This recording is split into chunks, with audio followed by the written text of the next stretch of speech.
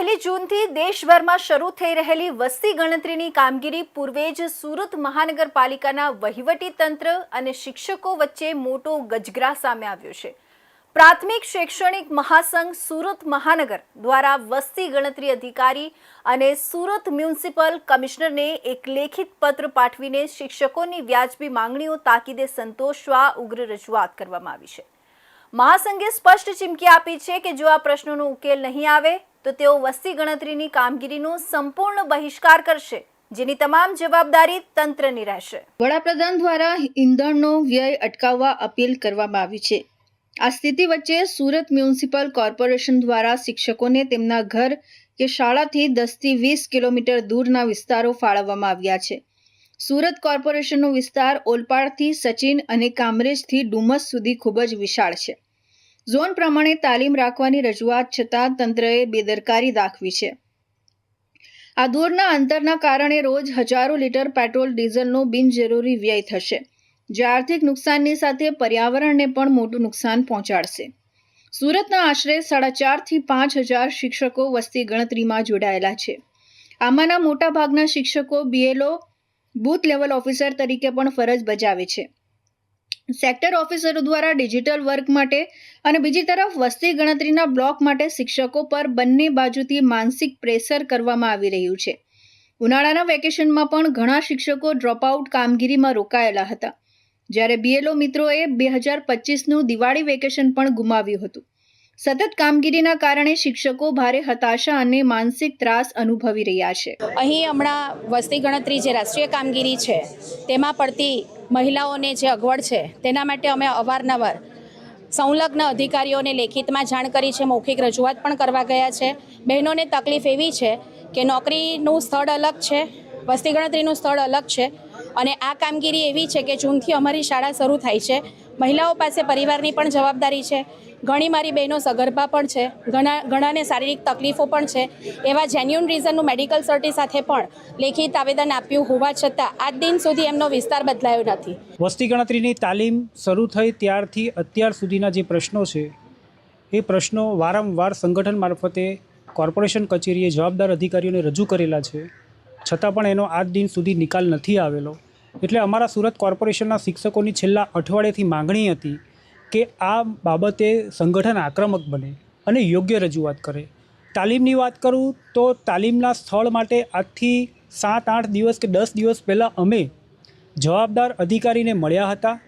Surat corporation 60 કિલોમીટરના એરિયામાં ઓલપાડ બાજુથી લઈને છેક સચિન સુધી અને આ બાજુ કામરેજથી ડુમસ સુધી પથરાયેલો એરિયા છે। આટલા મોટા વિશાળ એરિયાની અંદર જ્યારે શિક્ષકોને સંગઠન તરફથી એવી રજૂઆત કર્મચારીઓને કરવામાં આવી, અધિકારીઓને, કે અમારા શિક્ષકોની તાલીમ દરેક ઝોન પ્રમાણે રાખવામાં આવે, છતાં પણ એ લોકોએ આ બાબતે કોઈ પ્રતિભાવ આપેલો નથી।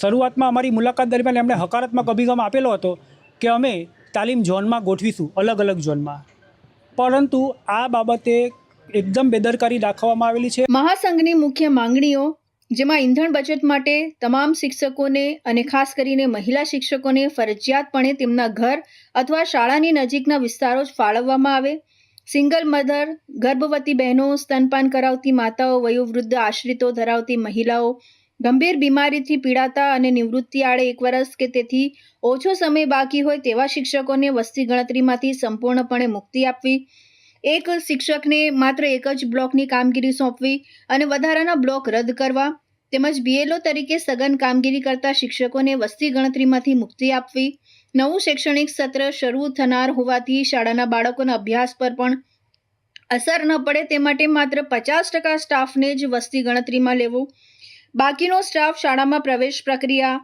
CTS updation, UDISE plus data entry અને પુસ્તકો યુનિફોર્મ વિતરણ જેવી કામગીરી સંભાળી શકે। વસ્તી ગણતરીની સેન્સિયસ મોબાઈલ એપ ચલાવવા માટે એન્ડ્રોઇડ 12.0 કે તેથી ઉપરનું વર્ઝન અને 4 GB RAM હોવી અનિવાર્ય છે। ઘણા કર્મચારીઓ પાસે આવા મોંઘા સ્માર્ટફોન ન હોવાથી સરકારે પોતે જ જરૂરી ટેકનિકલ સુવિધાવાળા મોબાઈલ કે ટેબ્લેટ પૂરા પાડવા જોઈએ તેવી માંગણીઓ છે।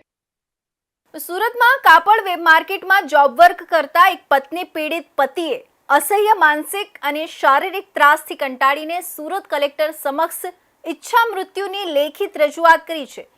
પીડિત પતિએ આક્ષેપ કર્યો છે કે કાયદાનો દુરુપયોગ કરીને તેની પત્ની અને સાસરિયાઓ તેને આર્થિક અને સામાજિક રીતે બરબાદ કરી રહ્યા છે. કલેક્ટર કચેરીમાં ન્યાય ન મળતા આખરે આ મામલો રાજ્યના ગૃહ મંત્રાલય સુધી પહોંચ્યો છે. પીડિત પતિએ ગૃહમંત્રી હર્ષ સંઘવીના પીએને પણ ફોન કરીને આપવીતી જણાવી હતી, જ્યાંથી તેમના પીએ દ્વારા આ કેસમાં તટસ્થ અને યોગ્ય તપાસની ખાતરી આપવામાં આવી છે. પીડિત પતિના જણાવ્યા અનુસાર તેમના અગાઉ 3 લગ્ન નિષ્ફળ રહ્યા હતા અને તેમની પત્નીના પણ અગાઉ 2 લગ્ન થઈ ચૂક્યા હતા. પીડિતના આ ચોથા મેરેજ હતા. અગાઉના લગ્નથી એક 12 વર્ષનો દીકરો છે. આ માસૂમ દીકરાને માતાની મમતા અને સારો ઉછેર આપવાના આશયથી તેમણે વર્ષ 2024માં લગ્ન કર્યા હતા. પરંતુ લગ્નના ગણતરીના 3 મહિના જ આ સંસાર ચાલ્યો હતો. પીડિત પતિએ ગંભીર આક્ષેપ કર્યો છે કે તેમની પત્નીએ રાત્રિના સમયે તેમના દીકરાનું ગળું અને મોઢું દબાવીને તેને જાનથી મારી નાખવાનો પ્રયાસ કર્યો હતો. પીડિત પતિએ પોલીસ પ્રશાસન સામે ભારે નારાજગી વ્યક્ત કરતા જણાવ્યું હતું કે જ્યારે દીકરાને મારી નાખવાનો પ્રયાસ કર્યો ત્યારે રાત્રે 12 વાગ્યે આ બનાવ બન્યો હતો અને વહેલી સવારે 4 વાગ્યે તેઓ પોલીસ સ્ટેશન ફરિયાદ દાખલ કરાવવા ગયા હતા. પરંતુ પોલીસે ઘરની મેટર ઘરમાં રાખો, સંસાર બગડી જશે તેમ કહીને તેમને ફોસલાવીને પાછા મોકલી દીધા હતા. આ ઘટના જૂન મહિનામાં એટલે કે 6ઠ્ઠા મહિનામાં બની હતી. બાળ સુરક્ષા વિભાગ અને પોલીસ અધિકારીઓ સમક્ષ દીકરાના કાઉન્સેલિંગની માંગ કરવા છતાં આજ દિન સુધી હત્યાના પ્રયાસ કલમ 307 હેઠળ ગુનો દાખલ કરવામાં આવ્યો નથી. 21 તારીખે રજૂઆત કરવા છતાં 29 તારીખ સુધી એટલે કે 8 દિવસ થવા છતાં કોઈ કાર્યવાહી થઈ નથી. ઈચ્છા મૃત્યુની માંગ એટલા માટે કરી છે 14/1/2026ના દિવસે જે લૂંટે દુલ્હનની મેં અરજી આપી છે એના અનુસંધાને કોઈ કાર્યવાહી પોલીસે કરી નથી. અને આજથી 8 થી 10 મહિના પહેલાં જે મારા દીકરાને મારવાની, ગળું દબાવી અને મોઢું દબાવીને મારવાની કોશિશ કરી હતી એના અનુસંધાને પોલીસ એ વખતે કોઈ કાર્યવાહી કરી નથી અને મને પોટલાવીને ઘરે મોકલી દીધું હતું. તો હું અઠવાડિયા પહેલાં 21 તારીખે પીઆઈ ફાઈન ગયો તો પીઆઈ મને ચોખ્ખી ના પાડી મને કે આમાં ગુનો દાખલ નહીં થાય. તો હું ઈચ્છા મૃત્યુની અરજી દાખલ કરી છે કલેક્ટરમાં. તો કલેક્ટરે મને આશ્વાસન સારું જ આપ્યું હતું. ત્યાંથી કમિશનરને ફોન કરી અને કહ્યું હતું. તો કમિશનરે મને સાંભળ્યો. પછી નિધિ ઠાકુર ડેપ્યુટી કમિશનર છે એમને મને સાંભળ્યો. પછી એમને એમ કહ્યું કે 307નો ગુનો દાખલ થશે, બરાબર, એના માટે તમારે એવિડન્સ આપવા પડશે. કીધું એવિડન્સ, હું ગરીબ ઘરનો દીકરો છું, ઘરમાં રહું છું, કંઈ સીસીટીવી કેમેરા છે નહીં, બરાબર, તો ક્યાંથી એવિડન્સ આપવું? તમે જે દીકરાને કાઉન્સેલિંગ કરવાનું હોય તમે બાળ વિભાગના અધિકારીઓને લઈને 2 થી 4 કલાક કાઉન્સેલિંગ કરો. એક નાનું બાળક છે 12 વર્ષનું, એ તો જે છે સત્ય જ કહેવાનું છે. તો મારા દીકરાને જે મોઢું દબાવીને ગળું દબાવીને કોશિશ કરી હતી, 307નો ગુનો દાખલ કરવાની વાત હતી. નિધિ મેડમે ખાલી મને આશ્વાસન આપ્યું હતું. તો નિધિ મેડમને હું કહેવા માગું છું કે તે પાંડેસરા પીઆઈને કહો અને મારી જે આ 2 FRI છે એ દર્જ કરો અને યોગ્ય મને ન્યાય અપાવો. નહીં તો હું ઈચ્છા મૃત્યુની જે માંગ કરેલી છે તો એમાં 3 દિવસની અંદર શું રિઝલ્ટ આવે છે, નહીં તો પછી મારે આગળ આ પગલું ભરવું પડશે. એના માટે જવાબદાર છે મારી ઘરવાળી મોનિકા ચૌહાણ, મારો સારો દીપક ચૌહાણ અને મારી સાસુ. આ બધા મળેલા છે અને ષડયંત્ર રચે છે, કાયદામાં રહી અને લૂંટવાના ધંધા કરે છે. મારી પાસે સ્ટિંગ ઓપરેશન કરેલા છે. તો સ્ટિંગ ઓપરેશનમાં 4.5 લાખ રૂપિયા જે સરકારી વકીલ, એની પોતાની વકીલ આગળના 2 કેસની જે બોલે છે એ સ્ટિંગ ઓપરેશનમાં બધું પુરાવા સાથે છે મારી સાથે. મારી પત્ની મારી સાથે અસંખ્ય ત્રાસ આપે છે. મને ત્રાસ એ રીતના આપે છે કે હું એસપીજી સાથે જોડાયેલો છું.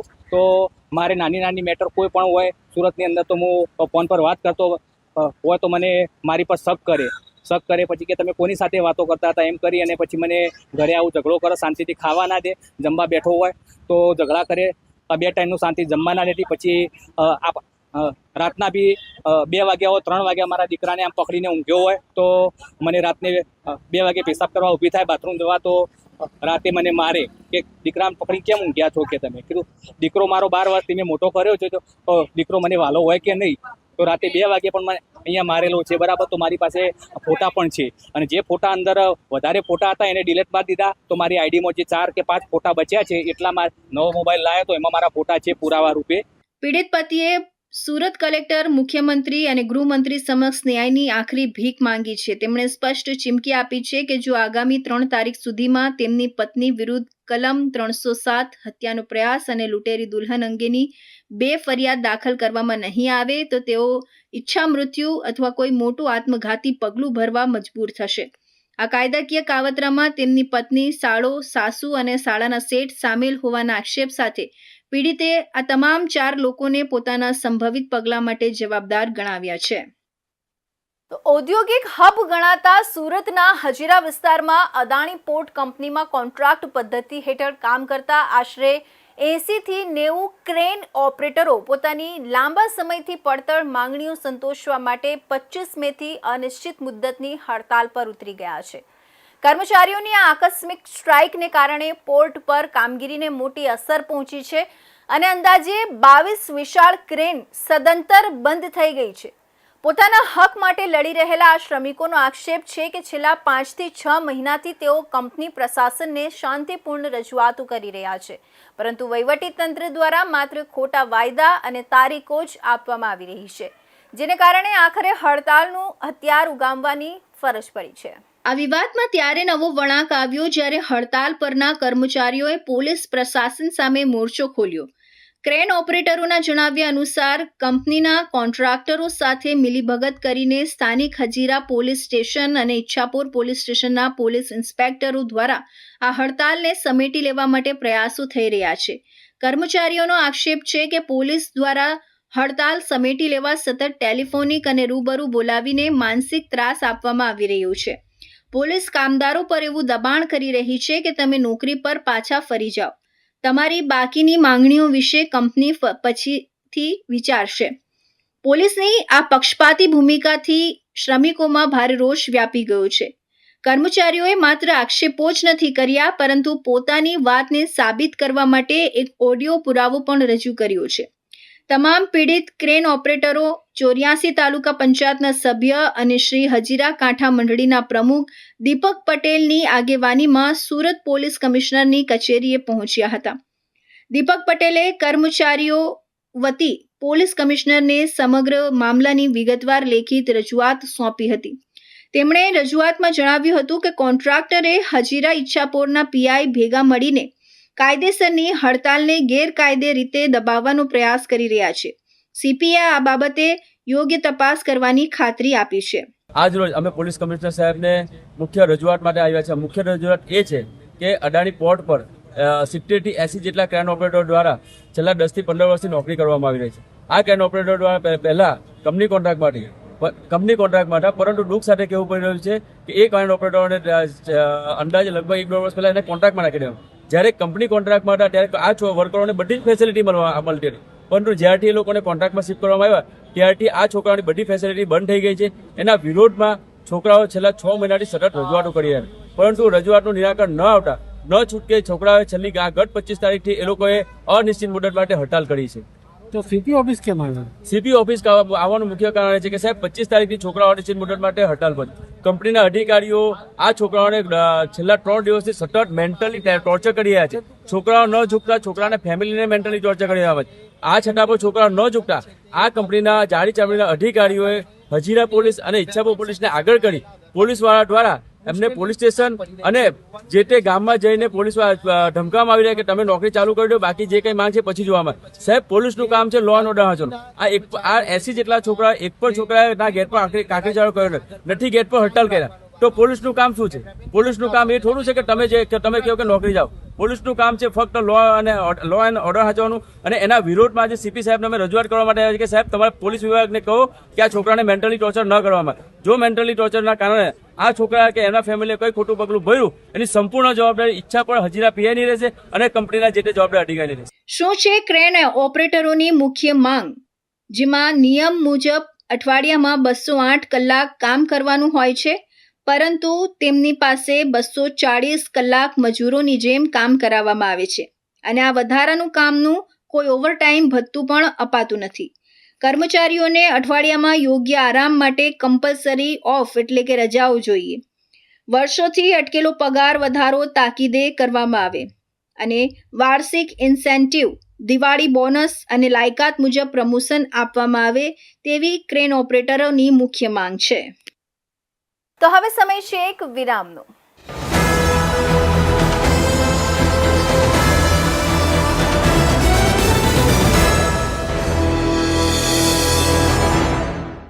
મુદ્દાઓ છે દેશના, પેનલ પર થશે ચર્ચા, વાતમાં થશે સ્પષ્ટ સંવાદ અમે લાવીએ છીએ તમારા પ્રશ્નોને મંચ પર.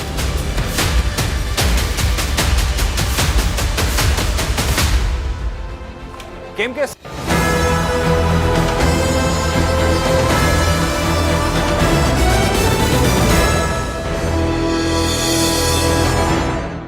બાદ ફરી આપ સૌનું સ્વાગત છે. સુરત ઉધનાના M4 માર્કેટ પાસે ખુલ્લેઆમ ધમધમતા દારૂના અડ્ડા પર સ્થાનિકો અને મહિલાઓએ મળીને જનતા રેડ પાડી હતી. આ રેડ દરમિયાન ત્યાં હાજર લોકોએ સમગ્ર ઘટનાના વિડીયો બનાવ્યા હતા, જેમાં ઓપન બાર જેવી વ્યવસ્થાને ખુલ્લેઆમ દેશી ઇંગ્લિશ દારૂનું વેચાણ થઈ રહ્યું હતું. વાયરલ થયેલા વિડીયોમાં એક સ્થાનિક યુવક ભારે આક્રોશ સાથે સતત બૂમો પાડીને કહી રહ્યો હતો કે આ દારૂના અડ્ડાના કારણે અહીં મારી બહેનની છેડતી પણ થઈ છે. આ ગંભીર આક્ષેપની સાથે જ ઘટનાસ્થળે હાજર મહિલાઓનો ગુસ્સો 7મા આસમાને પહોંચ્યો હતો. મહિલાઓ કહી રહી હતી કે આ દારૂના દૂષણને કારણે કેટલાય પરિવારો બરબાદ થઈ ગયા છે. પીઆઈ RM ઠાકોરે જણાવ્યું હતું કે રાત્રે 112 નંબર પર લોકો દ્વારા આ અંગે જાણ કરવામાં આવી હતી, જેના આધારે પોલીસની ટીમ તાત્કાલિક ઘટનાસ્થળે પહોંચી ગઈ હતી અને હાલમાં આ મામલે કાયદેસરની કાર્યવાહી તેમજ કેસ નોંધવાની કામગીરી કરવામાં આવી રહી છે. જે જગ્યાએ જનતા રેડ કરવામાં આવી તે દ્રશ્યો ચોંકાવનારા હતા. એક ખુલ્લી જગ્યામાં જાણે કોઈ ઓપન બાર ચાલી રહ્યું હોય એમ ખુલ્લેઆમ દારૂનું વેચાણ થઈ રહ્યું હતું. રેડ દરમિયાન ત્યાં મોટી સંખ્યામાં દેશી દારૂની પોટલીઓ અને ઇંગ્લિશ દારૂની બોટલોનો જથ્થો જોવા મળ્યો હતો. એટલું જ નહીં, ગ્રાહકોને ત્યાં આરામથી બેસીને દારૂ પીવા માટેની તમામ અસામાજિક વ્યવસ્થાઓ પણ અડ્ડા સંચાલકો દ્વારા કરવામાં આવી હતી. અચાનક સ્થાનિકોનો મોરચો જોઈને દારૂ પીનારા અને વેચનારાઓમાં નાસભાગ મચી ગઈ હતી. જ્યારે રેડ કરવામાં આવી ત્યારે મોટાભાગના લોકો ત્યાંથી ફરાર થઈ ગયા હતા અને માત્ર 1-2 લોકો જ ત્યાં હાજર મળી આવ્યા હતા. આ જનતા રેડ દરમિયાન વાતાવરણ ત્યારે વધુ ગરમાયું જ્યારે ત્યાં હાજર એક અજાણ્યો વ્યક્તિ લોકોને વિડીયો ઉતારતા અટકાવવા લાગ્યો. તે સતત કહી રહ્યો હતો કે કોઈ વિડીયો ન ઉતારે. આ સાંભળતા જ ત્યાં હાજર મહિલાઓ અને પુરુષો વધુ ભડકી ગયા હતા અને તે શખ્સને બરાબરનો આડે હાથ લીધો હતો. વાયરલ વિડીયોમાં એક મહિલા જણાવે છે કે કેટલાય લોકોના દારૂ પીને મરી રહેલા છે, કેટલાય ઘર બરબાદ થયા છે. પોલીસ પ્રશાસન અને ભાજપ સરકાર શું કરે છે? હર્ષભાઈ સંઘવી કહે છે કે ગુજરાતમાં દારૂ બંધ છે અને હર્ષભાઈને પૂછવા માંગીશ કે આ દારૂ ક્યાંથી આવી? જેટલા પણ અડ્ડાઓ છે તેને બંધ કરાવો. મહિલા વિડીયોમાં બોલે છે કે લોકોનું કહેવું છે કે પૂર્વ કોર્પોરેટર નાગરભાઈ પટેલના રાજમાં અને તેના આશીર્વાદથી આ દારૂના અડ્ડાઓ ચાલે છે. સ્થાનિકોનો આક્ષેપ છે કે આવા અસામાજિક તત્વો અને બુટલેગરોના સાગરીતોને કારણે જ વિસ્તારમાં બહેન દીકરીઓની છેડતીની ઘટનાઓ વધતી જાય છે. રેડ દરમિયાન ખુલ્લી જગ્યાની અંદર છુપાવીને રાખવામાં આવેલો દેશી વિદેશી દારૂનો મોટો જથ્થો લોકોએ શોધી કાઢ્યો હતો અને પોલીસ સમક્ષ રજૂ કર્યો હતો. ઉધનાની આ જનતા રેડમાં માત્ર સ્થાનિકો જ નહીં પરંતુ રાજકીય અને સામાજિક સંગઠનોના પ્રતિનિધિઓ પણ અગ્રેસર જોવા મળ્યા હતા. વિડીયો અને ઘટનાસ્થળની વિગતો મુજબ રેડ દરમિયાન ત્યાં કોંગ્રેસના ખેસ પહેરીને કેટલાક કાર્યકરો હાજર રહ્યા હતા. આ સાથે જ ભીમ આર્મી ભીમસેનાના લોકો પણ પોતાના સંગઠનના ખેસ પહેરીને લોકોના સમર્થનમાં મેદાને આવેલા જોવા મળ્યા હતા. વિપક્ષ અને સામાજિક સંગઠનોએ સુરત પોલીસની પ્રોહિબિશનની કામગીરી સામે આકરા પ્રહારો કર્યા હતા અને આક્ષેપ કર્યો હતો કે પોલીસની રહેમ નજર હેઠળ જ આવા અડ્ડાઓ ધમધમી રહ્યા છે, જેના કારણે સામાન્ય જનતાઓએ કાયદો હાથમાં લેવો પડ્યો છે. સુરત શહેરની ડાયમંડ હોસ્પિટલમાં તબીબી ક્ષેત્રની એક મહત્વપૂર્ણ અને દુર્લભ સર્જરી સફળતાપૂર્વક પાર પાડવામાં આવી છે. હોસ્પિટલમાં સારવાર હેઠળ રહેલી 49 વર્ષીય મહિલા દર્દીના પેટમાંથી આશરે 8 કિલો 400 ગ્રામ વજન ધરાવતી વિશાળ ગાંઠ સફળ ઓપરેશન દ્વારા દૂર કરવામાં આવી હતી. આ ગાંઠનું કદ 28 બાય 15 બાય 28 સેન્ટીમીટર હોવાનું જાણવા મળ્યું છે. સર્જરી બાદ મહિલાની તબિયતમાં સુધારો નોંધાયો હોવાનું હોસ્પિટલ તરફથી જણાવાયું છે. મહિલા દર્દી છેલ્લા 1 વર્ષથી પેટમાં સતત દુખાવો, ભારે અસ્વસ્થતા અને શારીરિક તકલીફનો સામનો કરી રહ્યા હતા.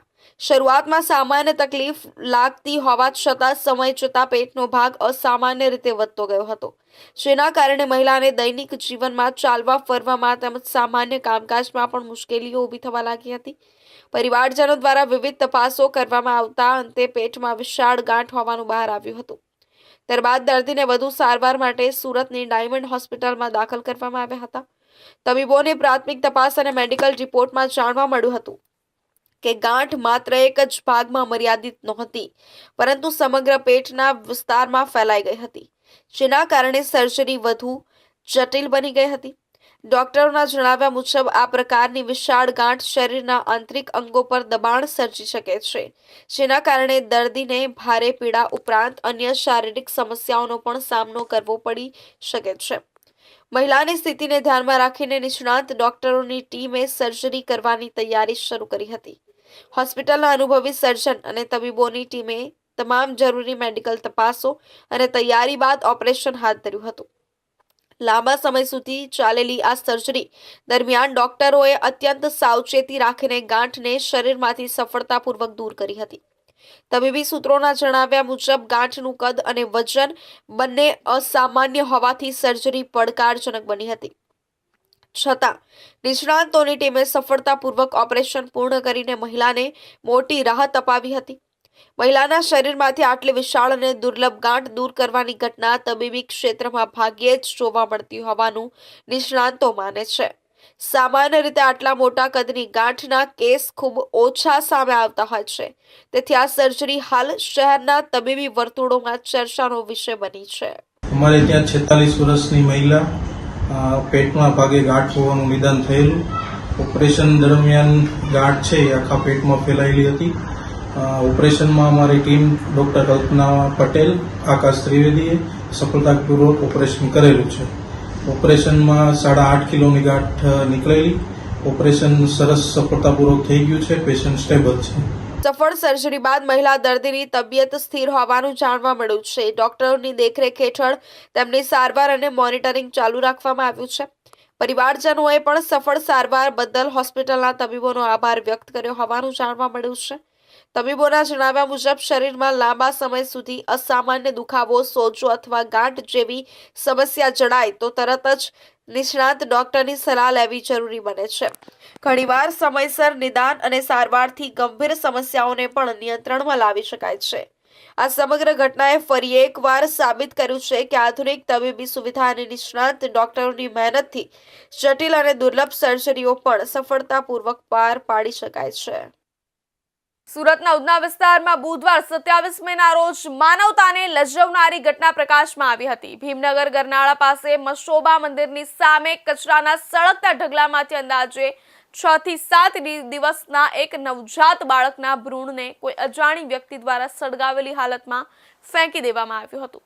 આ દ્રશ્ય પર સ્થાનિક લોકોની નજર પડતા જ સમગ્ર પંથકમાં ચકચાર મચી ગઈ હતી. આ મામલે ઉધના પોલીસે સીસીટીવી ફૂટેજ અને બાતમીદારોના આધારે ગણતરીના કલાકોમાં જ મહારાષ્ટ્રના શાહદા તાલુકા ખાતે રહેતી એક 19 વર્ષીય યુવતીની અટકાયત કરી લીધી છે, જે હાલ પોતાની નાનીના ઘરે સુરત આવી હતી. પ્રાથમિક પૂછપરછમાં ભ્રૂણ પોતાનું જ હોવાનું યુવતીએ કબૂલ કરી લેતા પોલીસ પણ ચોંકી ઉઠી છે. પોલીસની પૂછપરછમાં સામે આવ્યું છે કે આ યુવતી માત્ર ગર્ભપાત કરાવવા માટે જ મહારાષ્ટ્રથી સુરત નાનીના ઘરે આવી હતી. તેના પ્રેમીએ તેને ગર્ભપાત કરવા માટેની દવાઓ આપી હતી. યુવતીએ આ ગોળીઓ ખાઈ લીધી હતી અને ત્યારબાદ ગર્ભપાત થતા ઘરમાંથી આ ભ્રૂણ લઈને તેની સગી નાની ઉધના વિસ્તારમાં પહોંચી હતી. પાપ છુપાવવાના ઈરાદે નાનીએ જ્યાં કચરો સળગી રહ્યો હતો ત્યાં આ માસૂમ ભ્રૂણને ફેંકી દીધું હતું. કચરામાં પહેલાથી આગ લાગેલી હતી કે પુરાવાનો નાશ કરવા માટે આગ લગાવવામાં આવી હતી તે દિશામાં પણ ઉધના પોલીસ ઊંડાણપૂર્વક તપાસ કરી રહી છે. પકડાયેલી યુવતી પોતાને 19 વર્ષની ગણાવી રહી છે, પરંતુ પોલીસને તેની ઉંમર અંગે શંકા છે. આથી ઉધના પોલીસ દ્વારા હાલમાં યુવતીના તમામ ઓળખપત્રો, આઈડી કાર્ડ કબજે કરીને તેની તપાસ કરવામાં આવી રહી છે. જોકે તેની સાચી ઉંમર 19 વર્ષ છે કે તે સગીર વયની છે તે સત્તાવાર રીતે જાણવા માટે પોલીસ તેનો ટેસ્ટ પણ કરાવશે. જો યુવતી સગીરા નીકળશે તો આ કેસમાં કાયદાકીય કલમો વધુ કડક બનશે અને તેના પ્રેમી પર પણ ગંભીર ગુનો નોંધાશે. સ્થાનિક નાગરિકે જણાવ્યું હતું કે ભીમનગર ગરનાળા પાસે મશોબા મંદિરની સામે કચરાના સળગતા ઢગલામાં કોઈ નવજાત બાળક પડેલું હોવાનું લાગતા તેઓ નજીક જોવા ગયા હતા. ત્યાં ખરેખર એક તાજું જન્મેલું બાળક મૃત અને સળગેલી હાલતમાં પડેલું હતું. માસૂમ જીવને આ પ્રકારે ક્રૂરતાપૂર્વક સળગાવીને પુરાવાનો નાશ કરવાના પ્રયાસને પગલે વિસ્તારના લોકોમાં ભારે રોષ અને આક્રોશનો માહોલ જોવા મળ્યો હતો. લોકોના ટોળે ટોળા ઘટના સ્થળે ઉમટી પડ્યા હતા અને આ પાપ કરનાર સામે કડક પગલાં લેવાની માંગ ઉઠી હતી. સુરત પોલીસ હાલમાં આ મામલે અત્યંત ગંભીરતાથી આગળ વધી રહી છે. યુવતીની ધરપકડ બાદ હવે તેના પ્રેમી જેણે ગર્ભપાતની દવાઓ સપ્લાય કરી હતી તેને પકડવા માટે ચક્રો ગતિમાન કર્યા છે. આ ઉપરાંત ભ્રૂણને સળગતા કચરામાં ફેંકી આવનાર નાની સામે પણ પુરાવાનો નાશ કરવા અને માનવ જીવ પ્રત્યે ઘોર બેદરકારી દાખવવા બદલ ગુનો નોંધી કાયદાકીય કાર્યવાહી શરૂ કરવામાં આવી છે. પોલીસ આગામી દિવસોમાં કોર્ટ સમક્ષ વૈજ્ઞાનિક પુરાવા તરીકે DNA રિપોર્ટ રજૂ કરવાની તૈયારી કરી રહી છે. સુરત શહેરના લસકાણા વિસ્તારમાંથી સગીર વયની દીકરીનું અપહરણ કરી તેને લગ્ન કરવાની લાલચ આપી પ્રેમજાળમાં ફસાવી દુષ્કર્મ આચરનાર આરોપીને સુરત શહેર ક્રાઇમ બ્રાન્ચે રાજકોટ ખાતેથી ઝડપી પાડ્યો છે. આરોપી લાંબા સમયથી ફરાર હતો અને પોલીસથી બચવા અલગ અલગ જગ્યાએ નોકરી કરી રહ્યો હતો. મળતી માહિતી મુજબ આરોપી લકી દેવાનંદ તાયડે નામના યુવકે સગીરાને પ્રેમ જાળમાં ફસાવી હતી. ત્યારબાદ તેને અલગ અલગ જગ્યાએ લઈ જઈ તેની મરજી વિરુદ્ધ શરીર સંબંધ બાંધ્યા હતા. એટલું જ નહીં, લગ્ન કરવાની લાલચ આપી તારીખ 15 જુલાઈ 2025ના રોજ લસકાણા વિસ્તારમાં આવેલી આમંત્રણ હોટલ પાસેથી સગીરાનું અપહરણ કર્યું હોવાનું સામે આવ્યું હતું. આ મામલે લસકાણા પોલીસ સ્ટેશનમાં ભારતીય ન્યાય સંહિતા તેમજ પોક્સો એક્ટ હેઠળ ગંભીર ગુનો નોંધાયો હતો.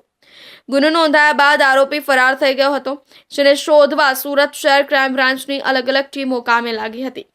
દરમિયાન ક્રાઇમ બ્રાન્ચના મોબાઈલ સ્નેચિંગ સ્ક્વોડને બાતમી મળી હતી કે આરોપી રાજકોટ